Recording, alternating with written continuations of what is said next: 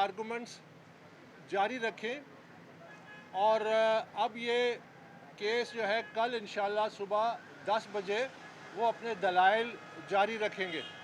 تو جیسا کہ میں نے کل کہا تھا کہ ہمیں امید ہے کہ اب یہ اپنے دلائل جلد از جلد مکمل کریں گے اور جو ہم نے جواب دینے ہم دے کے تو پھر امید ہے کہ یہ کیس کا فیصلہ محفوظ ہو جائے.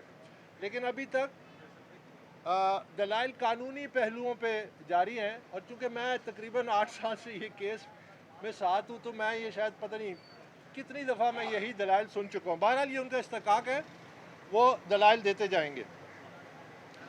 اب اس میں آپ کے سامنے تھوڑا سا یہ رکھنا چاہتا ہوں کہ یہ کیس اتنی طوالت کیوں اختیار کیا ہے. 4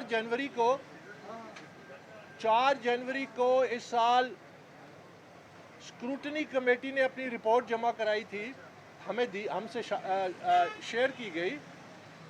یہ وہ اسکروٹنی کمیٹی ہے جس کو مارچ 2018 میں 1 مہینے کا ٹائم دیا گیا تھا. 4 سال بعد انہوں نے جمع کی, یہاں سے پیش رفت شروع ہوئی. اس کے بعد الیکشن کمیشن آف پاکستان نے تمام خفیہ پہلو ختم کیے اور دونوں فریقوں کو کہا کہ وہ اپنے کامنٹس جو ہیں اسکروٹنی کمیٹی رپورٹ پہ وہ جمع کرائیں. پاکستان تحریک انصاف نے 15 مارچ کو اس سال اپنے جو کامنٹس تھے وہ جمع کرائے اور ساتھ ہی انہوں نے ہائی کورٹ میں ایک پٹیشن کر دی کہ یہ جو ان کا جواب ہے یہ اکبر ایس بابر سے خفیہ رکھا جائے. اب اس کی وجہ یہ تھی کہ کیونکہ وہ ہمارے پاس دستاویزات تو ہمارے پاس مل گئی, ہمیں الیکشن کمیشن نے ہمیں اجازت دے دی. اس دستاویز میں پاکستان تحریک انصاف نے 11 اکاؤنٹس جو کہ اسٹیٹ بینک کے ذریعے حاصل کیے گئے تھے ان سے لا تعلقی کا اظہار کیا.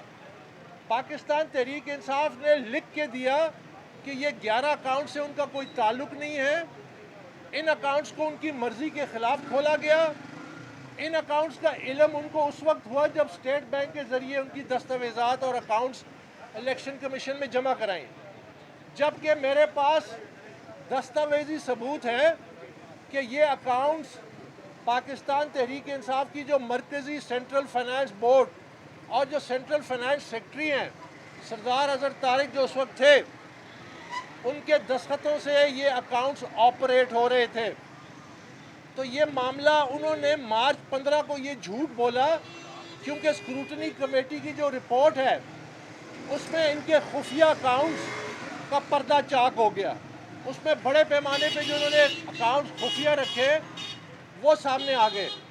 اب آپ اندازہ لگائیے آج الیکشن کمیشن میں جو امریکہ میں پاکستان تحریک انصاف نے 2 غیر قانونی کمپنیاں کھولی تھیں, آج انہوں نے یہ دعویٰ کیا ہے کہ وہاں سے جو پورا پیسہ پاکستان آنا تھا وہ پورا پیسہ نہیں آیا اور انہوں نے اس سلسلے میں جو کمپنیاں ہیں امریکہ میں ان کا پیسہ انہوں نے وصول نہیں کیا, جو کہ غلط بیانی ہے. اور ساتھ ہی ساتھ انہوں نے یہ کہا کہ ان کے جو وہاں پہ ایجنٹ تھے ڈاکٹر نصر اللہ ان کے خلاف انہوں نے کارروائی کی ہے اور وہ ان کے ٹریجرر تھے. یہ جو پیسے ہیں اس سے وہ لا تعلقی کا اظہار کر رہے ہیں. تو یعنی آج پھر انہوں نے اپنے ہی جو اپوائنٹڈ ٹریجرر ہیں اس کمپنی کے اس پہ سارا ملبہ ڈال دیا کہ اگر تو کوئی غیر قانونی فنڈنگ ہوئی ہے اس کے ذمہ دار وہ ہیں, پاکستان تحریک انصاف نہیں ہے. تو یہ آج ایک تازہ ترین انہوں نے یہ بات کی ہے اور الزام جو ہے یہ دوسروں پہ ڈال رہے ہیں. جیسا کہ میں نے 11 اکاؤنٹس کا ذکر کیا کہ 11 اکاؤنٹس جو پاکستان تحریک انصاف نے ڈس اون کیے, پاکستان تحریک انصاف لکھ کے دیتا ہے کہ یہ اکاؤنٹس اسد کیسر چلاتے تھے, عمران اسماعیل چلاتے تھے, شاہ فرمان چلاتے تھے, میاں محمود رشید چلاتے تھے, سمر علی خان چلاتے تھے, نجیب ہارون چلاتے تھے, یہاں تک کہ ان کے مرحوم عمران کے مرحوم دوست حسن رشید وہ چلاتے تھے. اب سوال پیدا ہوتا ہے کہ اسٹیٹ بینک سے تو یہ ریکارڈ 2018 میں آیا, اس کے بعد انہوں نے ان لوگوں کے خلاف کیا کارروائی کی؟ یہ تو بڑا سنگین جرم ہے. نہ صرف یہ کہ ایک غیر قانونی طور پہ اکاؤنٹ چلانا, بلکہ یہ کہ اس میں جو رقوم آئی ہیں اس سے بھی پی ٹی آئی دستبردار ہو گئی کہ غیر ملکی جتنا پیسہ آیا, جتنا پاکستان میں پیسہ آیا ان اکاؤنٹوں میں 11 अकाउंटों में, उससे उनका कोई ताल्लुक नहीं है। आज उसकी एक और कड़ी थी कि इनका अपना जो अपॉइंटेड ट्रेजरर है डॉक्टर नसरुल्ला, उससे उन्होंने ला ताल्लुकी का इजहार किया कि अगर कोई गैर कानूनी फंडिंग है तो वो जिम्मेदार है, उसने तमाम पैसा हमें यहाँ रिमिट नहीं किया। तो बहरहाल ये अब वो ब्लेम गेम शुरू हो गई है और ये एक दूसरे पे ब्लेम डालते हैं। अब मैं आगे ये कहना चाहता हूँ कि खान साहब अब जेलम में जब कहते हैं कि भारत ने 600 लोगों को हायर किया है कि वो पाकिस्तानी फ़ौज को बदनाम करे, खान साहब आप जब वज़ीर आज़म थे तो आपने खड़े होकर इंडिया की फॉरेन पॉलिसी की तारीफ़ की थी। आपको किसने खड़ा किया था? आपने खुद इंडिया की तारीफ़ें की थी, जो इंडिया में जश्न मनाया गया और पाकिस्तान की बड़ी हजीमत उठाना पड़ी, बदनामी करना पड़ी। तो ये जो बदनामी हो रही है ये आप खुद कर रहे हैं। ये आपके जो पार्टी के जो ट्रोल्स हैं जो सोशल मीडिया पे हैं, ये उसके ज़रिए एक मुनज़्ज़म कैंपेन चल रही है जो इदारों को बदनाम कर रही है, जो पाक फ़ौज को बदनाम कर रही है, जो पाक फ़ौज को और अवाम को आमने सामने लाने की एक बहुत बड़ी साजिश है। जैसा कि मैंने कल कहा, तो इसमें कोई इंडिया पे आप इल्ज़ाम डालते हैं। इंडिया तो हमारा दुश्मन है, वो तो चाहता है कि पाकिस्तान में इंतशार फैले। उसको इंतशार पाकिस्तान में फैलाने में सबसे बड़ा आलाकार कौन है? वो तो आप साबित हो रहे हैं। हकीकी तौर पे तो आपने अपने इदारों को बदनाम करना शुरू किया है। आखिर में मैं ये कहना चाहता हूँ कि पाकिस्तान तहरीक इंसाफ के 4 मुलाजमीन के अकाउंट्स में पैसा आया, बहुत बड़े पैमाने पे पैसा आया, और वो पीटीआई की एक दस्तावेज़ है जिसमें पीटीआई का जो मरकज़ी बोर्ड है, जिसमें आमिर कियानी है, जिसमें सैफुल्लाह नियाज़ी है, जिसमें सरदार अज़हर तारिक खान है, जिसमें तारिक शेख है, जिसमें डॉक्टर मोहम्मद है, जिसमें कर्नल यूनुस अली रज़ा हैं, उनके दस्तखत मौजूद हैं। 4 मुलाजमीन के नाम हैं, उनके शनाख्ती कार्ड नंबर हैं, जिनको उन्होंने बाकायदा इजाज़त दी कि पाकिस्तान और बैरून मुल्क से फ़ंड्स इकट्ठा करें। उसमें लिखा हुआ है copy to Imran Khan and copy to doctor Arif Alvi, यानी इनकी रजामंदी से हुआ है।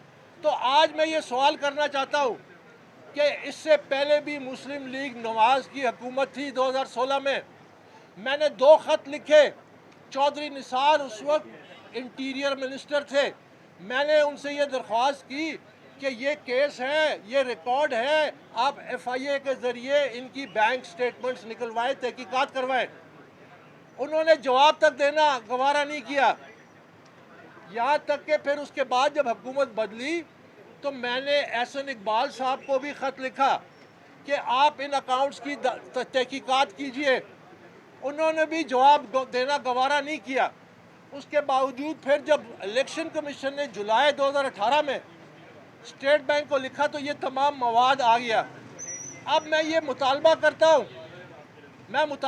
हूँ मौजूदा हुकूमत से कि ये जो 4 मुलाजमीन के अकाउंट्स हैं, और वो जो 4 मुलाजमीन हैं ये आज भी पाकिस्तान तहरीक इंसाफ के मरकज़ी सेक्रेटेरिएट में मुलाजिम हैं। इसमें करोड़ों रुपए गैर कानूनी ज़राए से, हुंडी से, मनी लॉन्ड्रिंग का और मुख्तलिफ गैर कानूनी, जिसको कम्प्लीटली ज़ाहिर नहीं किया गया, ये मौजूद है। तहकीकात चंद घंटों की है, इसके खिलाफ कार्रवाई क्यों नहीं हो रही? मैं हुकूमत से मुतालबा करता हूँ, मैं इंटीरियर मिनिस्टर राना सनाउल्लाह से मुतालबा करता हूँ कि ये 4 मुलाजमीन जो है इनके खिलाफ बाकायदा तहकीकात और इनके बयान अभी तक क्यों नहीं रिकॉर्ड किए गए? ये तो चंद दिनों की मार है, आपके सामने वो हकीकत आ जाएगी कि इसमें पैसा आया कहाँ से, करोड़ों रुपए, और इस पैसे को लेके कौन गया कैश चेक के हिसाब से, कौन लीडरान इसमें मुलविस है, ये तमाम हक़ाइक़ सामने आ जाएंगे। तो मेरा मुतालबा है मौजूदा हुकूमत से कि जैसे कि पहले उन्होंने मुकम्मल तौर पे इस केस और ये जो मेरी दरख्वास्तें थी इसको नज़रअंदाज किया, आज वक्त का तकाजा है कि ये तमाम हक़ाइक़ अवाम के सामने आए